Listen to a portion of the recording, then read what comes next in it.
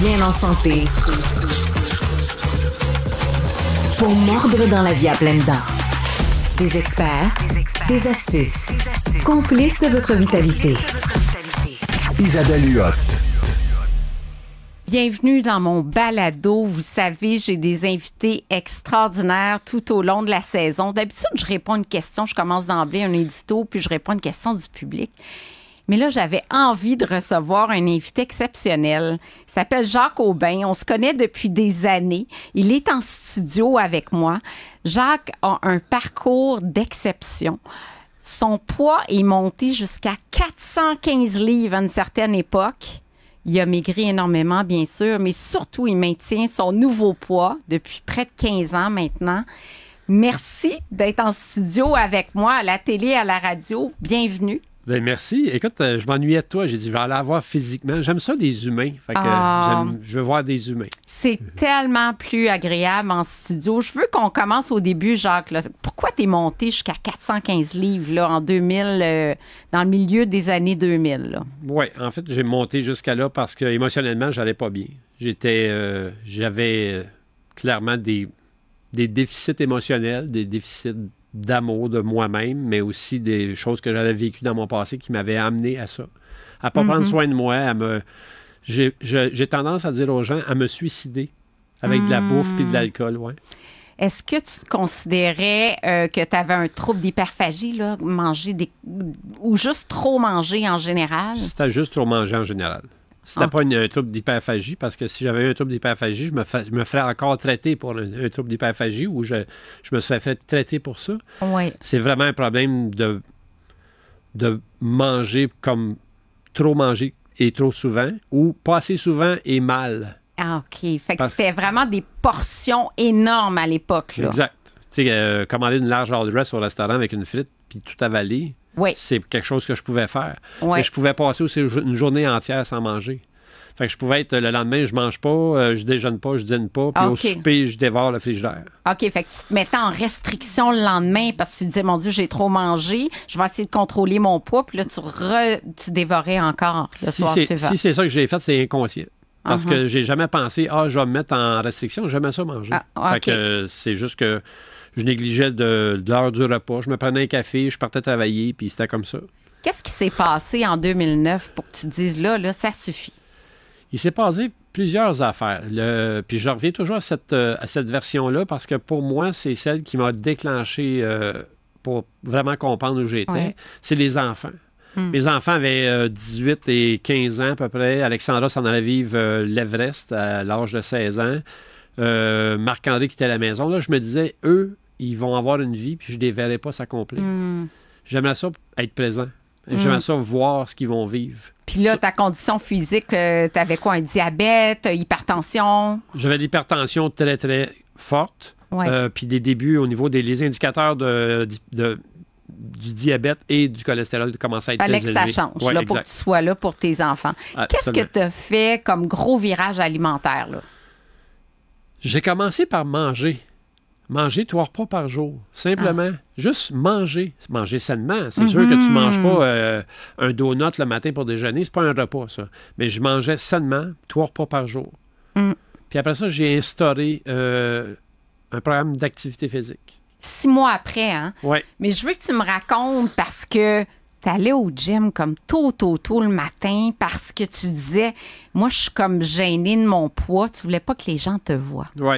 En fait, j'entrais au gym à 4h30 le matin. Puis au début, j'étais presque seul au gym. Fait que j'entrais, je faisais 5 minutes de vélo stationnaire, je prenais 10 minutes de douche, puis je repartais à la maison, puis je recommençais tous les matins après avoir déglacé ma voiture. Puis je me disais, je peux pas abandonner, il faut que je continue. Puis c'est devenu 10 minutes, c'est devenu une demi-heure, puis lentement, progressivement. Et c'est devenu presque une drogue pour toi, l'activité physique, là?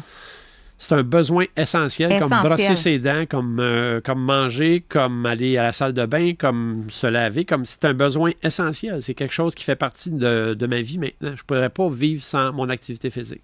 De 2009 à 2011, tu as perdu combien de poids? 225 livres. C'est incroyable, là. Sans chirurgie bariatrique. Ouais. Pas d'Ozempic à l'époque, bien sûr. Donc, juste bouger, mieux manger, plus de 200 livres de perte de poids. Puis surtout, tu le maintiens depuis près de 13 ans, là, 14 ans. C'est exceptionnel. Oui, mais je réfléchis dans le moment beaucoup à ça, à cette époque-là. Puis je me rappelle clairement que je m'étais dit, il y a des choses qu'il faut que je change si je veux que ça change. Puis Oui. tu sais, c'est facile de dire, ben, t'es pas actif, tu manges mal. Mais l'autre affaire que j'ai changée, c'est ma façon de penser.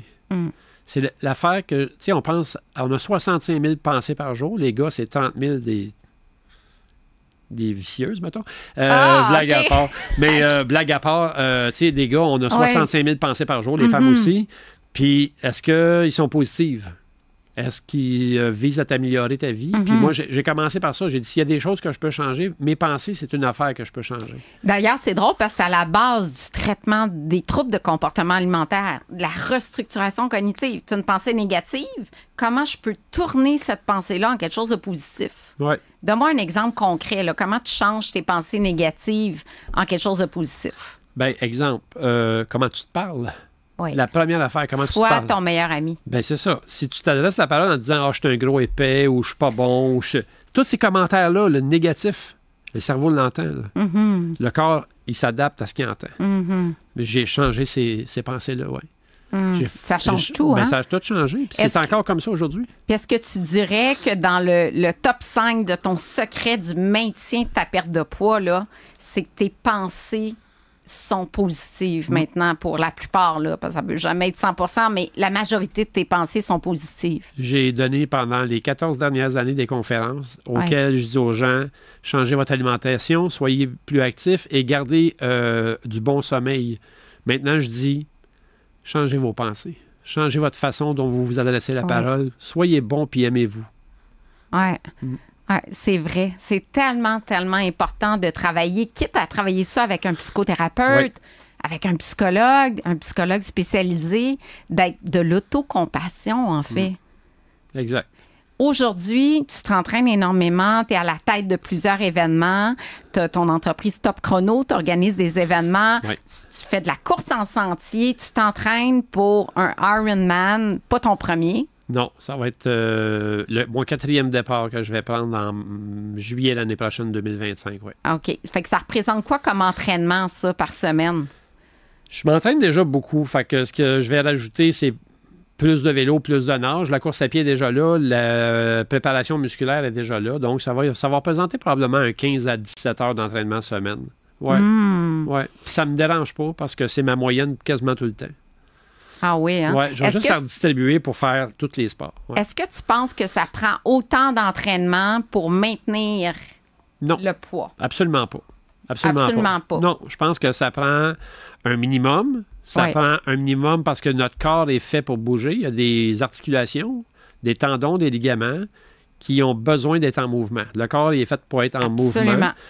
Je pense pas que tu as besoin de faire ce que moi je fais. Tu as besoin de trouver quelque chose qui te passionne dans l'activité physique. Plaisir. Exact. Ça peut être de la randonnée, de la marche. La marche, c'est très efficace. Les gens ils minimisent l'impact de la marche. La marche est très, très efficace. Mais faites-le pas une fois par jour. Si vous partez 30 minutes le matin, retournez-y 30 minutes le soir. Oui, 1 heure par jour. Parce que votre 30 minutes du matin ne changera pas votre métabolisme. Faites-le plus souvent, puis vous allez voir des transformations se produire. Ouais. Là, je veux que tu me parles, puis on arrive déjà presque à la fin, mais c'est important pour moi. En 2013, tu as eu un diagnostic d'une maladie neurodégénérative. Oui. Tu as eu 7 attaques depuis. Oui. Tu te retrouves carrément là, presque paraplégique pendant quelques jours quand ça arrive. Oui. Comment tu vis ça, toi, qui es un gars si actif? Les 2 premières années, ça a été très difficile. J'ai beaucoup pleuré parce que j'étais sorti d'un corps que je voulais plus. Puis je me retrouvais encore une fois dans un corps que je voulais pas. Emprisonné dans un corps. Ben exactement. Puis c'est temporaire, vous allez me dire, mais ça laissait des séquelles au début. Et j'ai officiellement, à un moment donné, dit, écoute, occupe-toi du bout qui fonctionne bien. Quand tu reviens, s'il reste des séquelles, occupe-toi du reste du corps qui va bien puis de ton esprit. Puis c'est ça que je fais. Maintenant, je dis, je m'occupe du 95 % qui va bien. Puis c'est ce que je fais. Puis maintenant, c'est 100 % qui va bien. Parce que la dernière attaque n'a pas laissé de trace. La myéline s'est vraiment retournée à tous les endroits. jusqu'aux extrémités. Fait que maintenant, je sens le chaud et le froid, ce que j'avais perdu. Ah. Donc, c'est revenu en partie. Mais c'est clair que j'aimerais un jour guérir de ça, oui. Mais tu vois, aujourd'hui, tu me disais à 60 ans, presque 61, Oui. tu te sens dans un corps de 35 ans. Ça, c'est quand je me couche le soir. Le matin, t'as quel âge, Jacques-Aubin? 25. 25! Ouais, 25. Écoute, c'est Moi, je me lève extraordinaire. le matin puis je tombe sur les nerfs du monde. T'sais. Je mets de la musique, je suis déjà parti. Je suis en feu en T'es m'enlevant. pas mal inspirant. Ben, Pour merci. te suivre, jacqueaubin.com. Je rappelle que tu donnes des conférences, que tu organises des activités sportives. Ouais. Et je t'invite à rester avec nous. Merci, Isabelle.